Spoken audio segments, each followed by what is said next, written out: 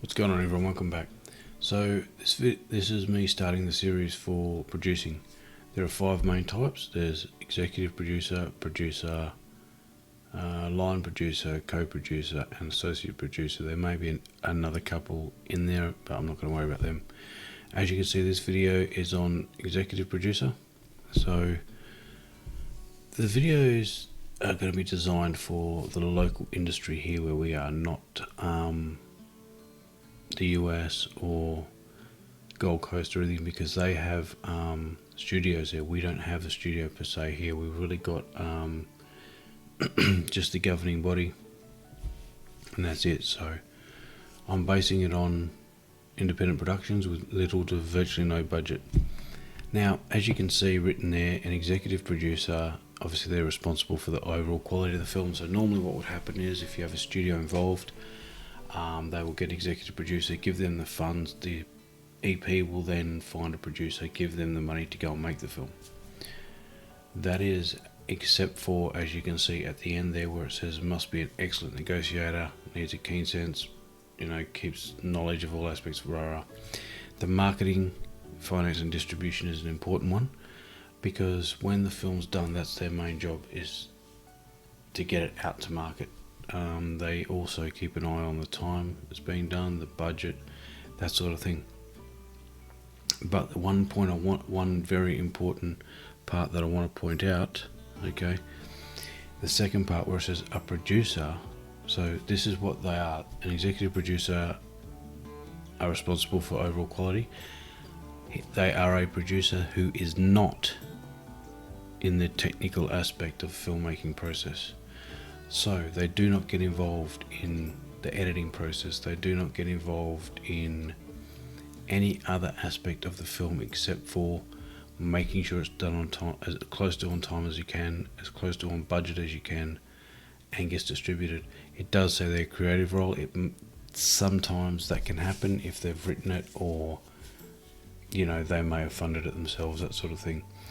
So I just wanted to get that point across, that they do not, the majority of the time, get involved in the creative process. So the reason that applies for here is because, as I said, except for maybe some outside investors, we don't really have a studio or anyone that can invest in these films except for the government body. So if you're going to make a film and someone comes up and says, yep, well, let's do it, I'll be the executive producer, to me, there's no such thing. Unless you're putting in thousands of dollars into the film out of your own pocket, then yes, you can have an executive producer credit, but that's where it stops.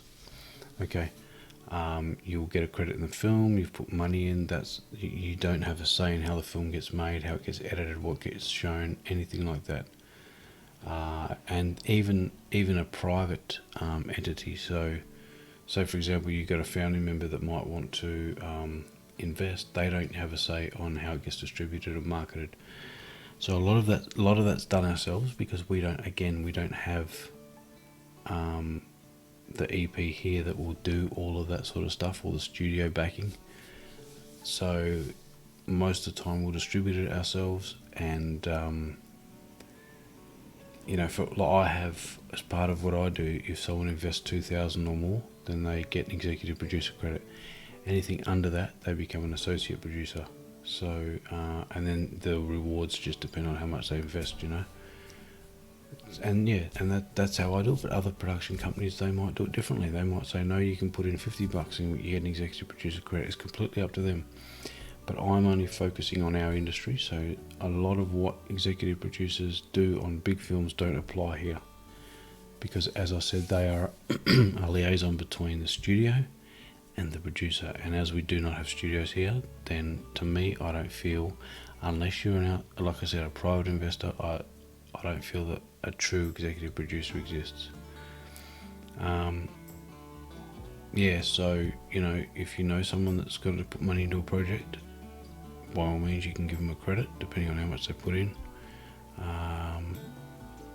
Normally I would give them, besides a credit in the film, I might give them some tickets to the show, a meet and greet, that sort of thing, just to make them feel special. But yeah, they have no say in what happens.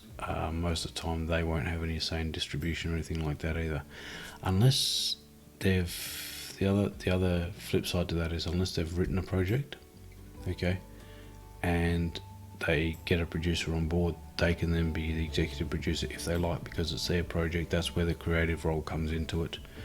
And if they want to put their boss man hat on and put their foot down and say no, we're doing it this way, well then that's fine. But yeah, like as I said, for me, an executive producer in our industry in Perth doesn't really exist, as in the true sense of the word, from a studio, being hired by a studio and giving the money to the producer to get the film made. Anyone can be an executive producer if you want to give them that title. If I put in $50 to a film and someone wants to make me executive producer, then have at it.